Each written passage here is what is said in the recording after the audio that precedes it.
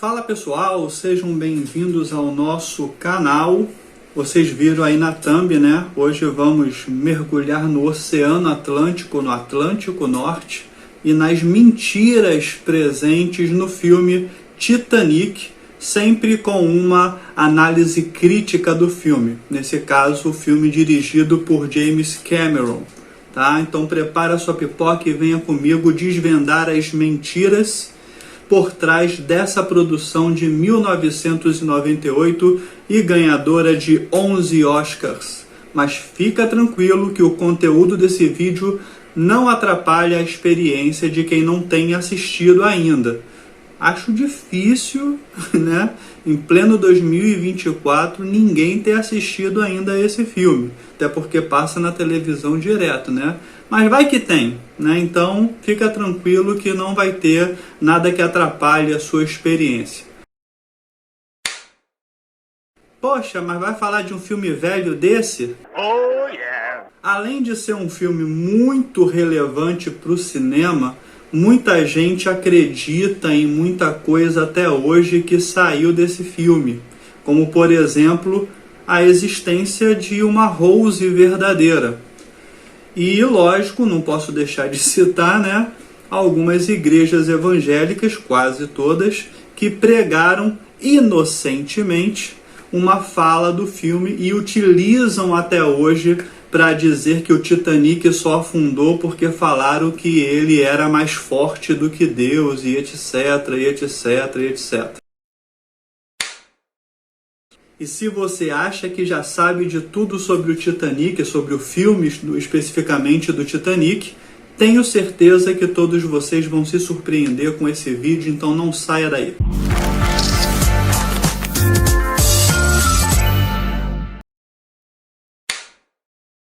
Bom pessoal, para fazer esse vídeo eu pesquisei em livros. Infelizmente são poucos os livros que falam do Titanic de um ponto de vista histórico, né? A maioria dos livros são outros romances, então infelizmente o material não é tão vasto assim.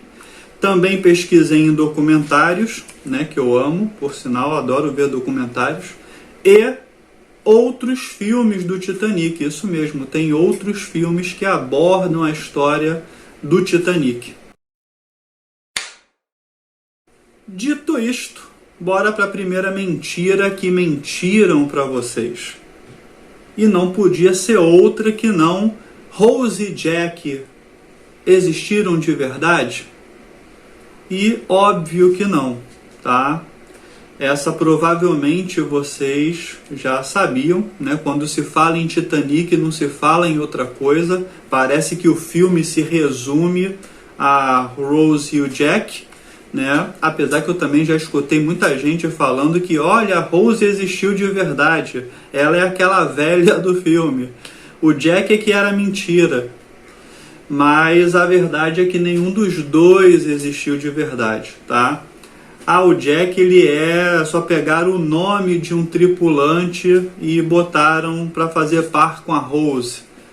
Não foi isso que aconteceu. Os dois são mentira e, sim, coincidentemente, o Jack tem o nome de um dos tripulantes, tá? No caso, ele tem o sobrenome de um dos tripulantes, mas já vou chegar lá, tá? Então, a Rose, que é interpretada pela Kate Winslet, Keitinha para os íntimos, ela foi inspirada na Beatrice Wood, uma ceramista que realmente existiu, não esteve a bordo do navio, tá? Então ela é bem aleatória.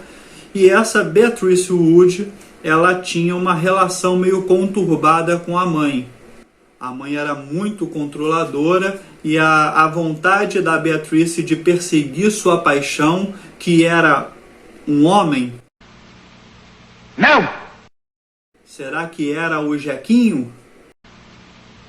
Não! Sua paixão era a arte. Já o Jack, que não é o estripador, né? Senão a Rose estaria picotada. Ele é interpretado pelo Leozinho DiCaprio e esse teve zero inspiração em alguém, né? Foi criado realmente, como eu já falei, só para fazer par com a Rose e pronto. E curiosamente, né, no cemitério de Fairview, no Canadá, onde algumas vítimas do naufrágio foram enterradas, tem lá um tal de Jay Dawson, tá? Que o pessoal achava que era Jack Dawson, que é o nome do Jack no filme, mas na verdade esse J, né, esse J, é de Joseph Dawson, tá? E esse tripulante não serviu como inspiração para o personagem, não. Até porque só descobriram essa coincidência muito depois do filme já ter sido lançado. Outro ponto mentiroso no filme é que, por mais que eles nunca tenham existido de fato, Jack e a Rose, o romance deles seria impossível de acontecer caso eles tivessem existido, até porque os oficiais do navio não deixavam a classe mais baixa se misturar com as classes superiores. Ou seja, Jaquinho Pobretão, da terceira classe, jamais teria tido atos de luxúria com a mulher da primeira classe. Só em pensamento, no banheiro do Titanic.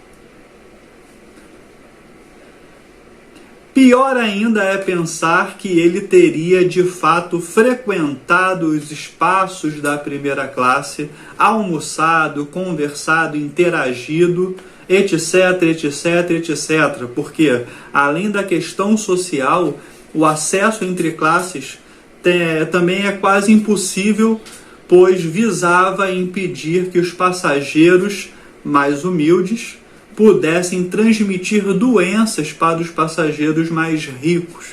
Outro fato relevante para o caso da Rose realmente ter existido é que Rose e Jack ficaram em contato com águas congelantes do oceano por vários minutos, o que já teria diminuído a temperatura do seu corpo e os dois teriam morrido. Além disso, o vestido que a Rose estava usando e o seu colete salva-vidas não eram suficientes para evitar sua morte por hipotermia. Vale lembrar que algumas pessoas que estavam nos botes morreram desta maneira mesmo sem se molhar, só pelo ar frio do local. Assim sendo, teria sido quase impossível Rose ter sobrevivido ao desastre, mesmo após ter flutuado em cima daquela madeira lá, e ela sacanamente cabia aos dois, mas só a Rose que subiu.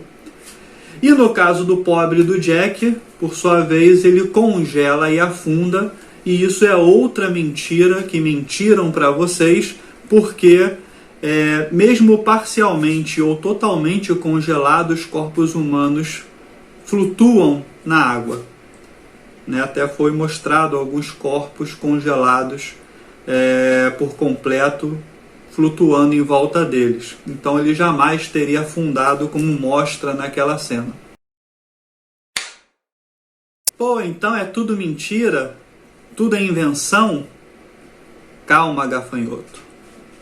Se você acha que tudo é uma grande mentira, que ninguém ali existiu de verdade, nada daquilo aconteceu, eu trago boas notícias. Tem sim personagens no filme que existiram na vida real. Molly Brown, Molinha para os íntimos, que era uma filantropa americana, ela de fato liderou um bote salva-vidas para ajudar as pessoas que estavam à deriva no mar, né? E ajudou também a botar a gente para dentro dos botes antes dela descer. Ela realmente existiu.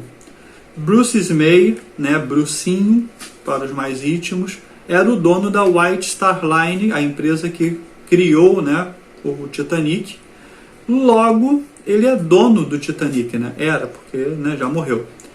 E podemos dizer então que ele é o verdadeiro culpado pelo naufrágio? Já falaremos sobre isso mais pra frente, logo mais vocês vão saber, tá? Tem novas descobertas a respeito do naufrágio e que nos contam mais sobre Ismayzinho. Ele é um dos primeiros a entrar no bote salva-vidas, quando na verdade a regra era que só crianças e mulheres podiam entrar, pois eram prioridade. Temos também o projetista do navio, né, o Thomas Andrews, também está presente no filme. John Jacob Astor IV, tá, que era um bilionário americano empresário do ramo imobiliário. O escritor Archibald Gracie IV também. O casal Isidor Strauss e sua esposa Aida. O oficial William Murdoch e, por fim, não menos importante, o capitão que liderava a embarcação, Edward Smith, tá? Que é dito por alguns que foi ele que disse a famosa frase que nem Deus afunda esse navio. Vamos ver se é verdade daqui a pouco. Logo no início, somos presenteados com a mentira, digamos, peculiar, interessante. A mãe da Rose, não vou lembrar o nome da mulher lá, aquela que tem cara de Lulu da Pomerânia, tá? Diz que o Titanic era a prova de naufrágio, mas o Titanic nunca, em documento nenhum, em propaganda nenhuma, foi anunciado como a prova de naufrágio. Ele era sim anunciado como titânico, imenso, gigante, poderoso, mas nunca foi abordado que ele era inafundável, tá? Então essas histórias do Titanic ser a prova de tudo só foi criada depois do desastre, tá? Por uma imprensa sensacionalista. Outro ponto importante e interessante é sobre o naufrágio em si. Especialistas no assunto dizem que com 23 graus o peso do navio já faria o Titanic se partir ao meio, e a famosa cena dele completamente em pé para afundar, ela é linda e icônica, mas foi uma licença poética do diretor James Cameron, lembrando que o filme é baseado em fatos reais. Mentiroso! E como não pode faltar em filmes baseados em fatos reais, temos uma cena irresponsável e desrespeitosa criada no filme, né, onde tem um oficial dando tiros igual um maluco para conter a tripulação que está desesperada tentando se salvar. E o lamentável é que assim, esse oficial ele existiu de verdade, se chama William Murdoch, né? Acabei de citar o nome dele agora há pouco, nos personagens que realmente existiram, e no filme ele atira contra passageiros do navio, né? E depois se suicida com um tiro na cabeça. Uma cena bem forte, bem intensa e bem mentirosa também, tá? Tanto é que a família do oficial não gostou e disse que Murdoch jamais faria esse tipo de coisa. Além disso, ele é considerado, né, como um dos heróis do navio por ter conseguido salvar várias vidas naquela madrugada de 15 de abril de 1912.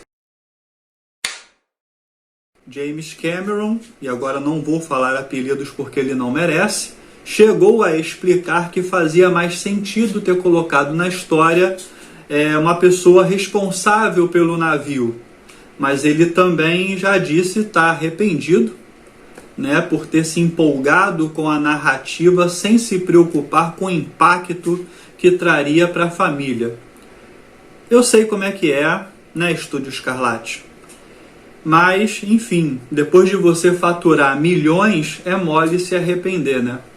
E a família que se dane.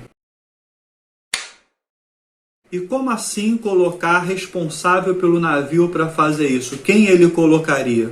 Se ele está pensando e se referindo ao Smayzinho, que era o dono, não faria sentido, uma vez que o Smayzinho foi um dos primeiros a meter o pé no bote salva-vidas. E por falar em Smay, durante as investigações do naufrágio, alguns passageiros testemunharam que, durante a viagem, ouviram o Sr. Smay pressionando o capitão Smith para aumentar a velocidade do Titanic, para chegar um dia antes em Nova York e gerar uma propaganda muito positiva para o navio. Vale lembrar que a White Star Line estava quase falindo e o Titanic era a última esperança dela da coisa toda dar certo. Porém, pesquisas feitas pelo historiador como Paul Loden Brown indicam que é improvável que ele tenha feito tal pedido e que os registros de Ismay não corroboram para tal informação. Além disso, o Ismay foi transformado em vilão do naufrágio, pelo menos nos Estados Unidos, e hostilizado pela imprensa controlada por William Randolph Hearst, que não gostava do Ismay, né? Eles tinham uma rixa, e aí o cara, para ferrar com a imagem do Ismay, intitulou ele como o grande vilão da história toda, né? No filme tem lá o corno que é namorado da Kate Winslet, né, da Rose, mas tem também a cena do Ismay fugindo primeiro, e enfim, todo errado, né? E você vê como é que a coisa é tão séria e ganhou tanta proporção que todos os filmes e séries que vieram depois do naufrágio do Titanic colocam o Ismay como o grande vilão. Desde o filme nazista do Titanic de 1943 até o filme que eu estou retratando aqui, que é o ganhador do Oscar. O Titanic de James Cameron, no caso. E até mesmo teve uma minissérie em 2012, onde também coloca o aristocrata como racista preconceituoso e que teria feito alguns tripulantes, né, não ingleses, como condenados à morte, né? O que de fato aconteceu, tá? A terceira classe, ela realmente tem os portões trancados, né? Tem registro disso, e eles são impedidos de se salvar, a não ser que arrombassem os portões. Então realmente havia uma preferência, uma predileção pela classe rica, mas isso não torna o Ismay o demônio. Isso é uma coisa comum na sociedade de 1912. Então não é exclusividade dele, ele não é vilão. Ele é mais um imbecil da classe alta querendo ferrar com a terceira classe. Coisa normal no cotidiano, hoje em dia e daquela época. Paul Lodenbrough tentou desafiar essa concepção do Ismay vilão, né? Ele foi contra e tentou falar para o Cameron para não botar o Ismay como um total vilão no filme. Mas o James Cameron disse que o Ismay maligno era algo que o público esperava ver. O inquérito britânico sobre o naufrágio do Titanic, presidido por Lord Bigham em 1912, declarou que Ismay deve ter ajudado vários passageiros antes de sentar no bote salva-vidas e se salvar. Lógico que esses vários passageiros da segunda e da primeira classe, uma vez que a terceira classe ficou lá trancada para morrer. Ah, agora eu entendi! Os músicos que ficaram tocando enquanto o navio naufragava, parece mentira, mas realmente isso aconteceu. Existem relatos de sobreviventes que dizem em consenso que realmente os músicos continuaram tocando na tentativa de acalmar os passageiros. Mas o que não é consenso é a música que eles tocavam. Um casal de idosos se deita na cama e esperam junto a morte chegar. Essa cena é épica e aterrorizante. O casal em questão era Isidor Strauss e sua esposa Aida, né? Também já falei do nome deles agora há pouco. E ele era dono da loja de departamento Macy's, lá nos Estados Unidos, que existe até hoje, por sinal, tá? Junto com a mulher. Eles estavam retornando para os Estados Unidos. Ela poderia ter se salvado, já que a prioridade dos botes era mulheres e crianças, obviamente ricas. Mas ela se nega a entrar no bote e diz que sem o marido ela não vai, e os dois morrem abraçados no quarto enquanto a água vai tomando conta do local. O filme apenas errou ao mostrar o casal deitado no quarto, esperando a morte chegar, já que sobreviventes afirmaram que viram Isidor e Aida pela última vez sentados em cadeiras enquanto aguardavam a morte chegar, e não deitados no quarto. Outra mentira cabeluda é que a tripulação do bote salva-vidas número 14 não tinha nenhum tipo de lanterna para usar enquanto procurava por sobreviventes. Jaiminho sabia disso o tempo todo enquanto fazia o filme, mas preferiu, nesse filme baseado em fatos reais, usar lanternas a fim de ter algum tipo de iluminação na cena. E essa daqui, que eu vou contar agora, tá mais para burrice do que para erro, tá? Mais do que para mentira, né? Mas vamos lá. Jackinho, namoradinho da Rose, diz ter visitado o pier de Santa Mônica nos Estados Unidos, porém a construção do pier só começou em 1916. O Titanic afundou em 1912. Seria Jackinho o homem do futuro? Ou será que não? Detalhe bobo, mas tenho que dizer, né? Faz parte. É que a chama da Estátua da Liberdade foi substituída em 1986, 74 anos após o naufrágio, por uma chama de ouro, uma chama dourada.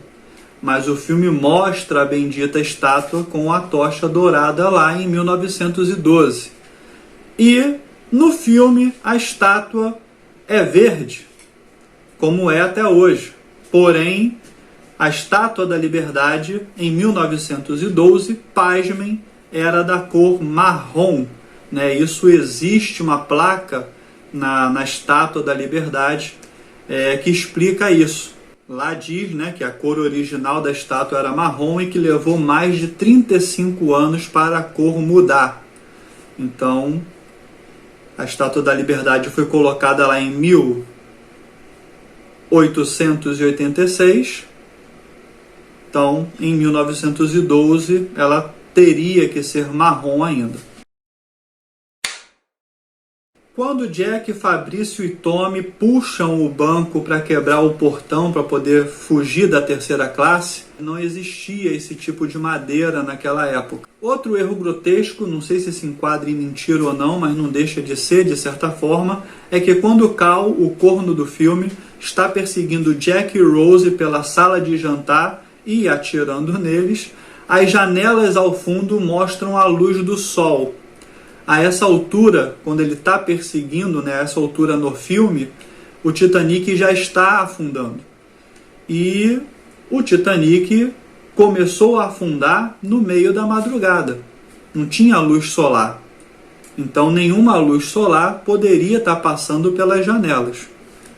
Tudo bem que essa perseguição não existiu de verdade, porque nenhum dos três ali existiram de verdade. Mas fica como bônus.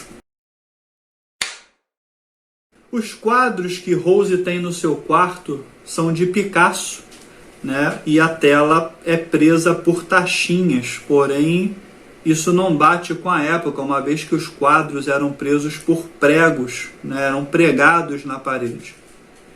E outra coisa curiosa, por que aparece um quadro de Picasso no Titanic se não tinha quadros de Picasso no Titanic? Quando a Rose está arrumando as suas coisas lá no camarim dela, tem quadros de Picasso, tem quadros de Monet e de Renoir. E logo após o filme ter estreado, surgiram várias questões em torno disso, sobre se essas obras realmente tinham estado no Titanic. E óbvio que não, é mais uma mentira que mentiram para vocês. Várias instituições que têm esses quadros dizem que elas já estão em posse dela há muito tempo. Na vida real, os foguistas da sala de caldeira usavam roupa pesada para protegê-los do intenso calor, e não roupa clara e simples, fresca, como aparece no filme. Até porque provavelmente a temperatura lá seria gigantesca e eles mexiam com carvão. Vai usar roupa clara para mexer com carvão? Não faz o menor sentido. Momento picante do filme: Jack e Rose entram em um carro no porão do navio para viver momentos de luxúria intensa. Mas quando eles estão lá, no ato em si, as janelas da frente do carro estão abertas. E se elas estão abertas, seria impossível o vidro de trás do carro ficar todo embaçado, como acontece no filme. Outro momento picante: na cena do desenho nu, onde a Rose é pintada pelo Jack, a pergunta que não quer calar: para onde foi a empregada da Rose? Na alta sociedade, em 1912, ela andava o tempo todo com uma assistente, vamos chamar assim, né? E que ajudava ela com o vestido. Ela não poderia ter tirado aquele vestido todo sozinha. Ela precisaria de alguém para ajudar ela a tirá-lo, né? E aí você tem lá, em alguns momentos do filme, a empregada Trude ajudando ela com espartilho, né? Então ela não poderia ter ido, por exemplo, ao encontro do Leozinho, né, do Jackinho, sem o colete, porque todos os seus vestidos eram medidos e cortados com ele. Será que foi o Jackinho que ajudou a Rose a ficar peladinha? Ou será que rolou algo mais além do desenho e a gente não ficou sabendo? Se você olhar de perto, os botões de metal da jaqueta do capitão, você poderá ver que eles foram feitos aparentemente em 1922, 10 anos após o naufrágio do navio. Tá, que eu confesso, né? Peguei pesado. É o tipo de detalhe que não acrescenta em nada, com merda nenhuma, mas eu precisava dizer para vocês. Quando os cachorros estão sendo trazidos a bordo do navio, eles estão com correias de couro feitas por J.J. Dog Materials, inventadas nos anos 70, e no filme o ano é 1912. Então, mais uma mentirinha para vocês. Ao contrário do que mostra no filme, o Titanic não era absurdamente iluminado à noite por fora, tá? Sobretudo suas chaminés ficavam quase apagadas, né? A luz que era exposta na chaminé era uma luz bem fraquinha, quase nula, e que seria até imperceptível para quem estivesse um pouco mais longe do navio, né? Em outra embarcação, tá? Seria algo como mostra esse vídeo aqui que eu vou botar para vocês.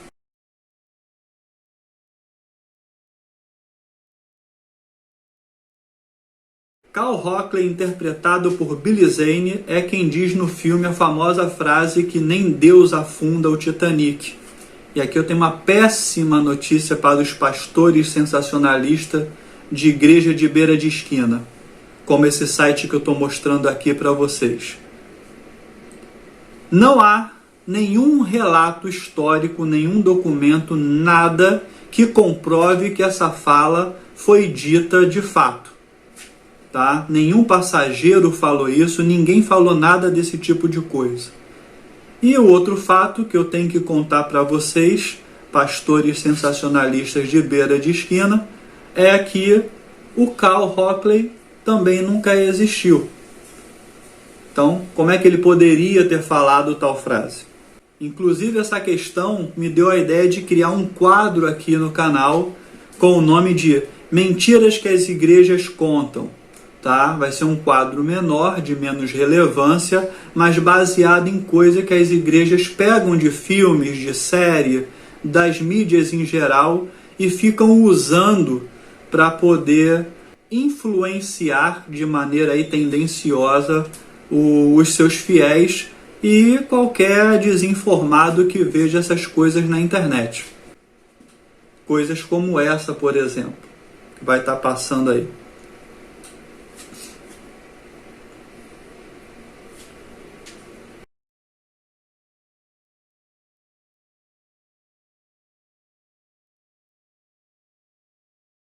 E aí o primeiro vídeo vai ser justamente sobre como de fato o Titanic afundou, o que realmente aconteceu.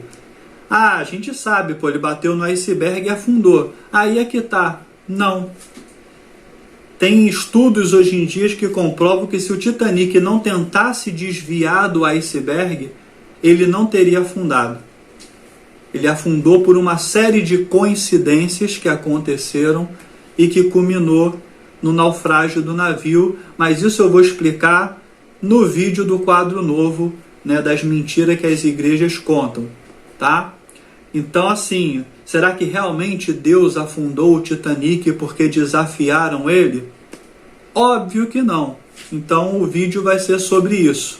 Inclusive eu achei uma imagem sensacional que eu vou ter que botar aqui. Será que Deus afundou realmente o Titanic? Olha essa imagem aqui. Perfeita, né?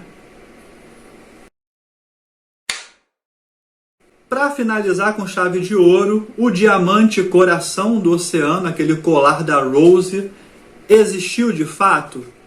E infelizmente eu vou ter que dizer para vocês que não, tá? Aquilo é uma história, é um objeto específico para o filme, né? Para compor a história, que também é específica para o filme.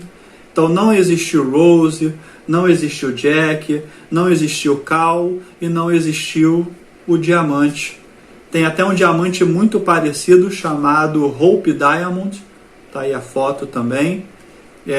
Eles são parecidos, lembra muito de longe, mas não são idênticos, né? Ele não tem formato de coração, por exemplo. Bom, pessoal, espero que tenham gostado dessa análise crítica a respeito do Titanic. Então, vocês sabiam de todos esses fatos? Deixa aí no comentário qual fato você se impressionou mais. E se você também se interessa por história e cinema, não se esqueça de deixar o seu like, se inscrever no canal, compartilhar com seus amigos. Quer mais análise de filmes, séries ou livros?